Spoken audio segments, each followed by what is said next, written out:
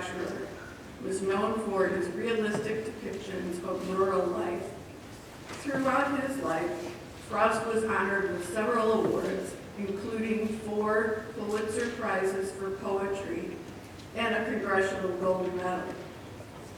Full of imagery, personification, repetition, and ironically written in July, Stopping by Woods on a Snowy Evening captures the beauty of a quiet, snowy evening.